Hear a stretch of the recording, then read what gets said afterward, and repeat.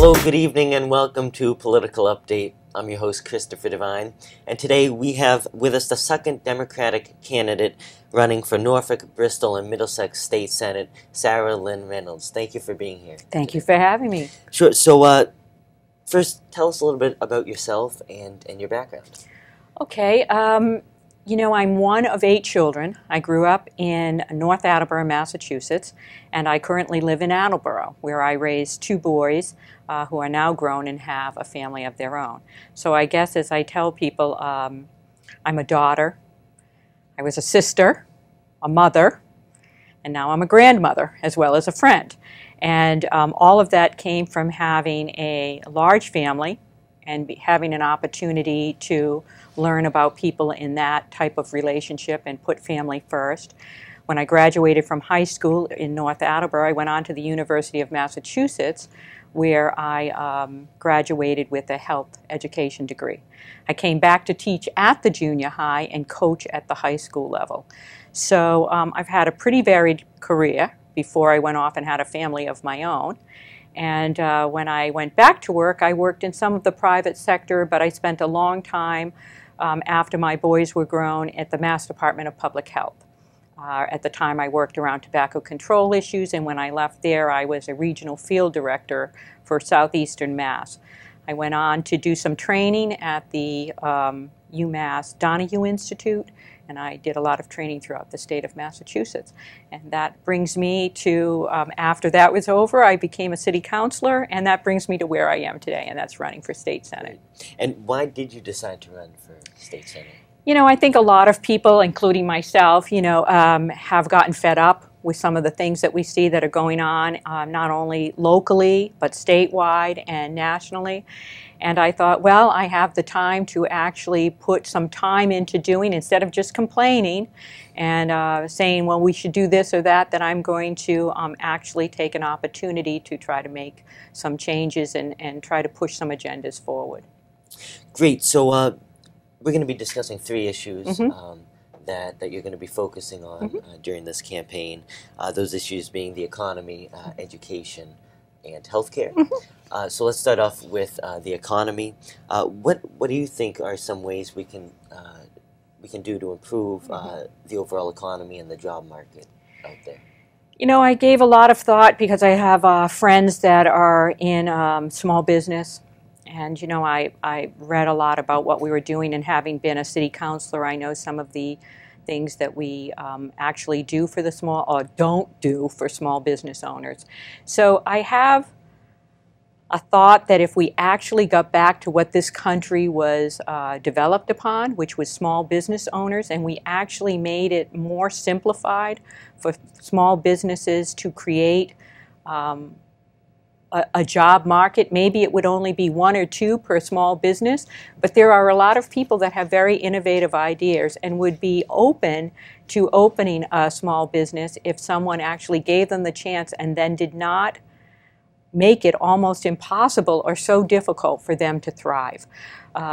If we help the small business owner like we help the large corporations, it's no unknown that we give a lot of tax breaks to the large corporations in exchange for the facts that they are supposed to be employing more people or adding new jobs to the market.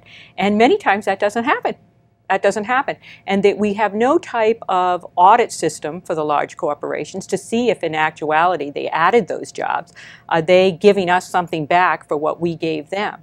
And we have so many small businesses failing because we do absolutely nothing for them that encourages them to grow. We make it difficult for them to grow.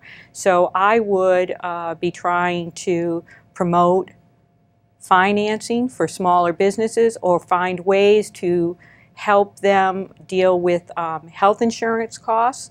And I would, because of course they're going to get hit also with the wage if we add that to the whole problem around small business and the economy.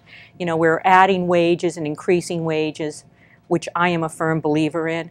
I honestly think we need to do more, that it needs to be a living wage. Do you feel like raising the minimum wage could affect jobs, could make business owners maybe not hire as many people, make people, make cutbacks to the amount of people they're employing? I think that if a small business is working to the best of its capability and it can hire people, then the small business owner knows that minimum wage does not work. Most of the small wages come from the large corporations that in turn own, let's say, a small business like a franchise.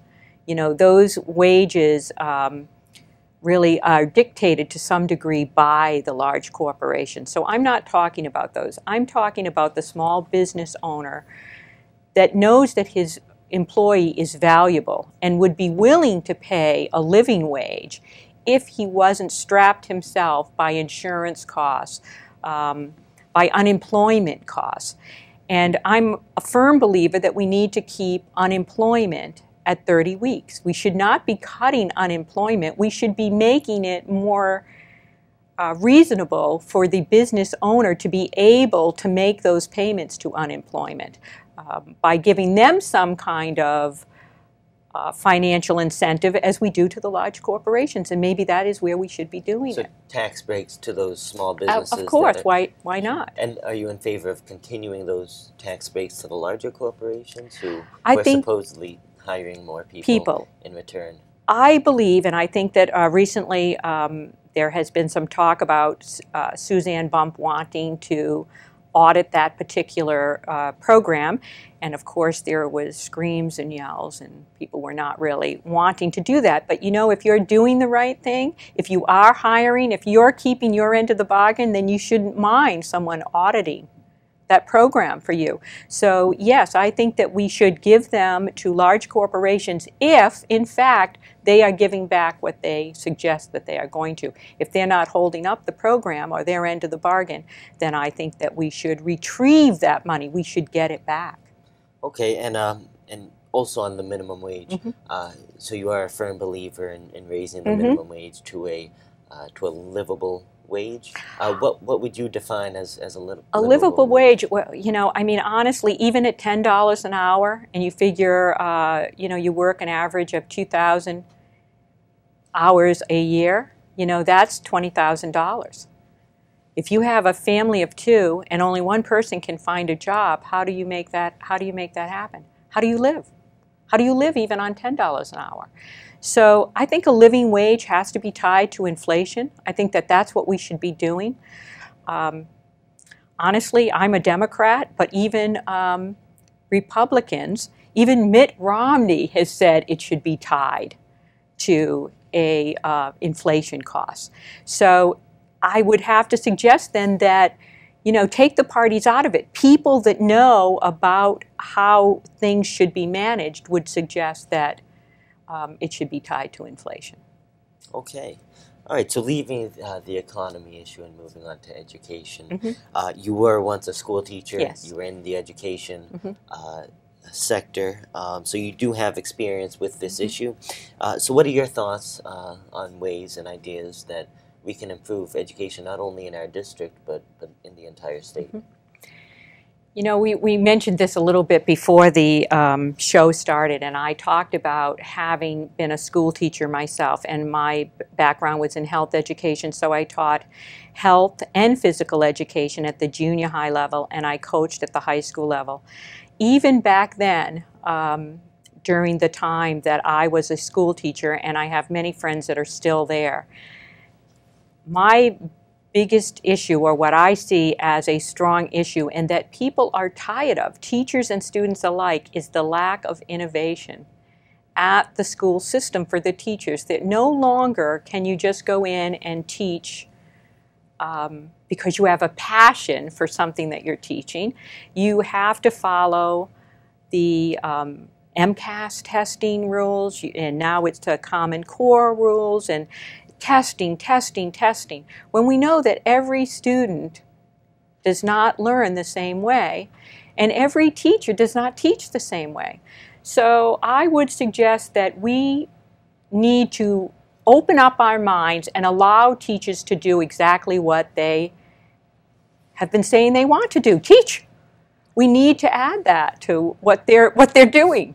So do you, first, for our viewers who may not know what the Common Core is, could you explain a little bit about that and why that might make teachers not as passionate about their jobs and not as eager to teach what they think the students need to learn? Well, I think that actually I believe that the MCAS testing might have been worse, do I dare say worse, than the Common Core. But the Common Core is basically similar. It's just a different method of teaching to the student and trying to make sure that the student is probably well-rounded in all core development. But I would argue that when we were younger, when my generation was younger, or even teachers that are still in there today, or young teachers that are coming out of college, that when they go into school to teach, that they no longer feel like they are teaching what their core values were, that they are instead teaching to that test, which again is all about making sure, supposedly, allegedly, that students are learning well. But so many students don't learn that way. They learn either visually, they learn by hands-on. Some of them learn by memorizing. So as soon as the test is over, they don't remember, they retain nothing because they just want to do well on the test. So I feel sometimes that we have just gotten past or worked so hard at trying to show that we are teaching well, that we've forgotten that teaching well just means letting people be passionate and innovative about the things that they want to learn and how they can be innovative in the ways that they show students how to learn. Many people learn in many different ways, and to use testing as the Common Core, if you will, is to me just not working. Just not.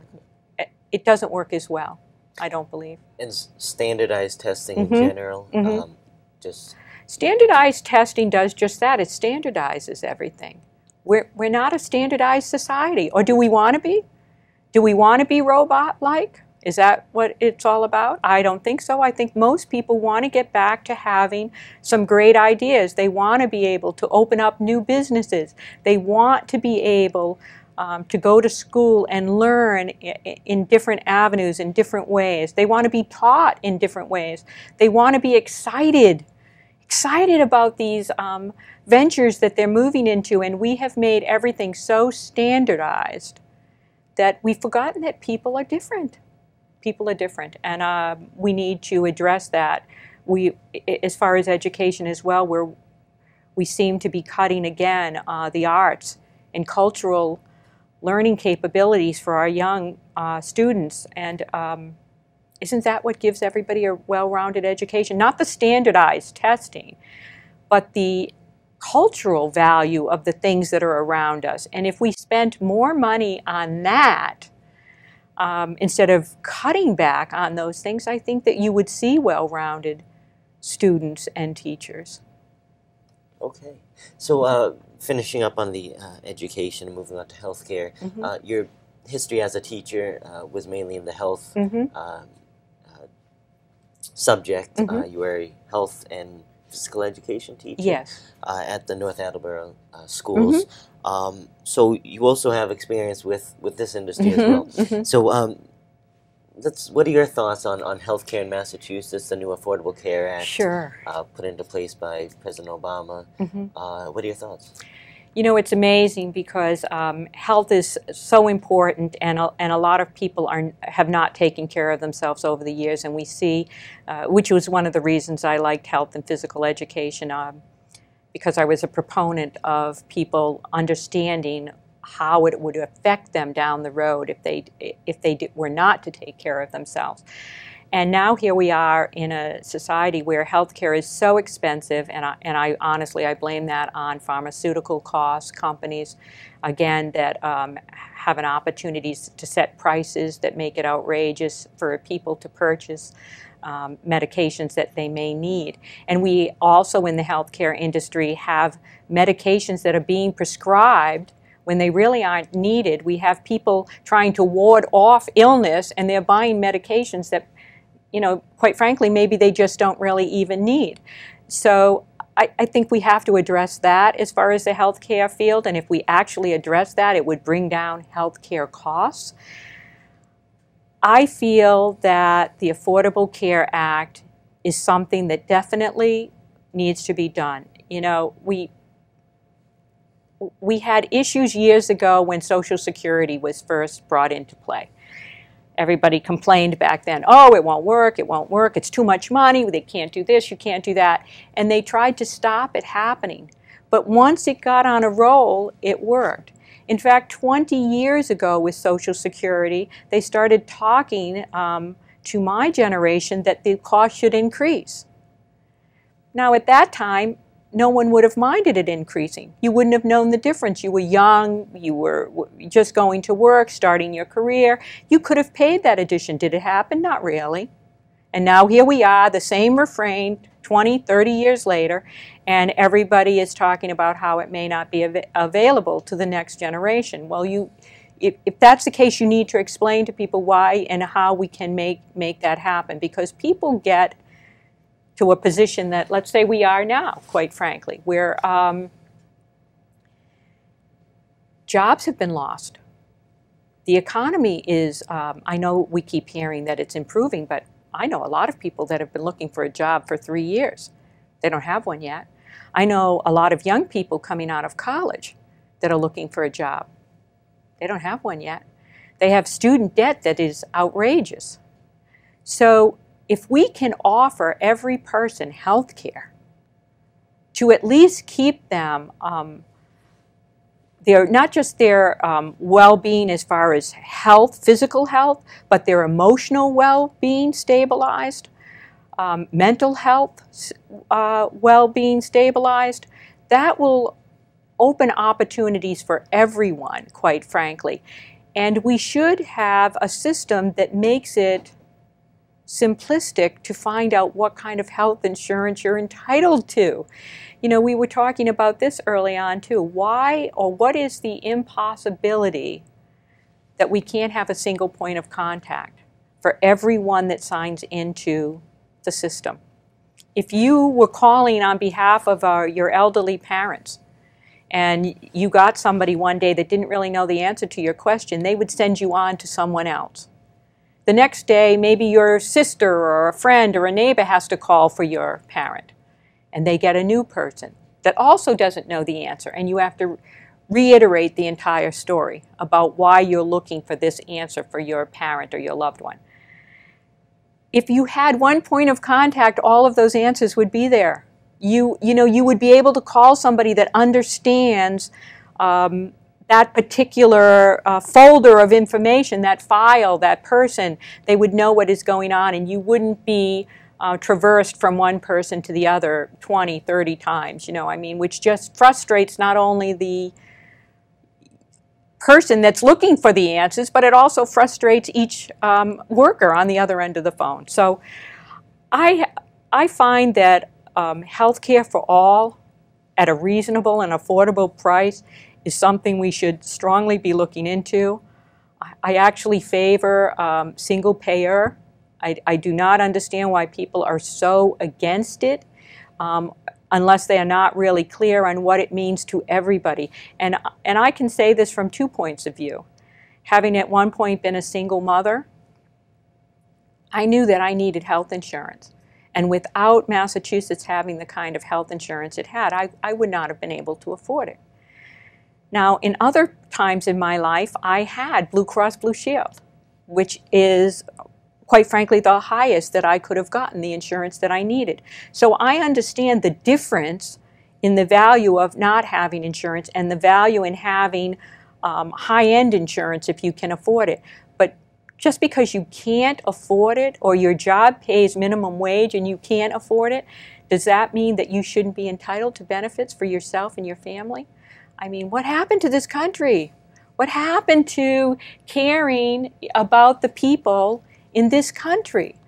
Not everybody is going to advance as quickly as the guy next door, but most people most people are working hard to make a living, and I think that we should always be supportive of those people.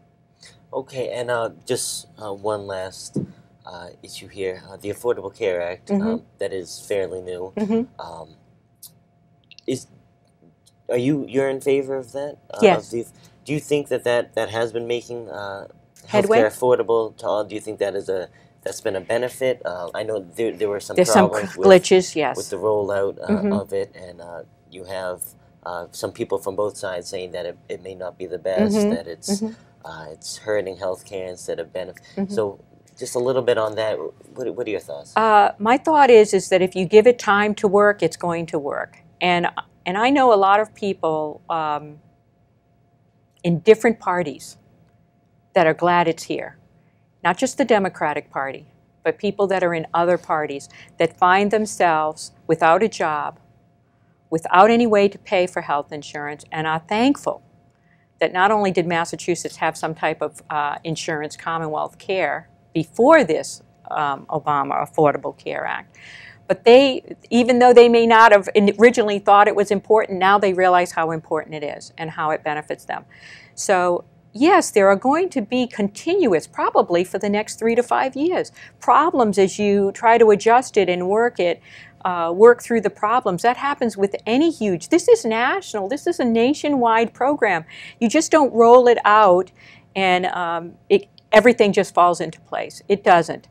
And we should spend more time trying to care that we get it fixed rather than fighting with each other over the fact that you don't want it or why it's not working. There are a lot of people out of work, out of insurance, and I firmly believe that this is a program that is much needed and is long overdue. Well, thank you very much for joining us today. Thank you. For this discussion and interview. We wish you the best of luck in your campaign for State Senate. Thank you, everyone, for tuning in. I'm Christopher Devine, and this has been Political Update.